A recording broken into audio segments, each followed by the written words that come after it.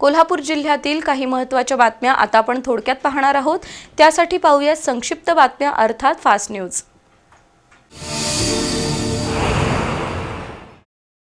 काँग्रेस पक्षाच्या वतीने 20 एप्रिलपासून राज्यात संवाद यात्रा सुरू झाली आहे। पश्चिम महाराष्ट्र दौऱ्यावरील यात्रेचं नेतृत्व करणारे ओबीसी प्रदेशाध्यक्ष यशपाल भिंगे आज कोल्हापुरात आले होते। ओबीसी समाज पूर्वीपासूनच काँग्रेस बरोबर आहे, मात्र या समाजात भाजपकडून दुहीची बीजं पेरली जात आहेत, असा दावा भिंगे यांनी केला। आरक्षणाच्या माध्यमातून सध्याचं सरकार ओबीसी समाजाची दिशाभूल करतंय, मात्र कोणत्याही परिस्थितीत काँग्रेस पक्ष ओबीसीवर अन्याय होऊ देणार नाही, असंही भिंगे यांनी नमूद केलं। यावेळी शहराध्यक्ष सचिन चव्हाण, प्रवीण पुजारी, बबन रानगे, भैयाजी शेळके, संजय पवार वाईकर, संपतराव पवार पाटील, रंगराव देवणे, बाबूराव कांबळे, संजय पटकारे यांच्यासह मान्यवर उपस्थित होते।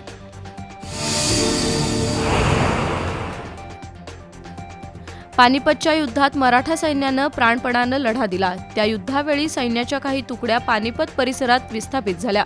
त्यातूनच पानिपतमधील रौड मराठा समाज बांधवांसमवेत कोल्हापुरात मेळावा घेण्याचा विचार बहुजन समाजाकडून पुढे आलाय। त्याच्या नियोजनाची बैठक बुधवारी शेतकरी कामगार पक्षाच्या कार्यालयात झाली। 7 मे रोजी सायंकाळी 5:30 वाजता कोल्हापुरातील शाहू स्मारक भवनमध्ये होणाऱ्या मेळाव्यात पानिपतच्या रौड मराठा समाज बांधवांचा सत्कार केला जाणार आहे। या बैठकीला उमेश पवार, वसंतराव मुळीक, रुपेश पाटील, दिलीप सावंत, विजय शेळके, चंद्रकांत चव्हाण, मिलिंद पाटील यांच्यासह मान्यवर उपस्थित होते।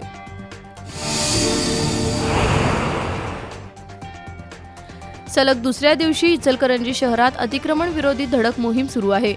जेसीबीनं अनेक ठिकाणचं बांधकाम उद्ध्वस्त करून दुकानापेक्षा बाहेर आलेले पत्रे, पायऱ्या काढण्यात आल्या, तर वाहतुकीला अडथळा ठरणारे फलक आणि अन्य साहित्य जप्त केलं।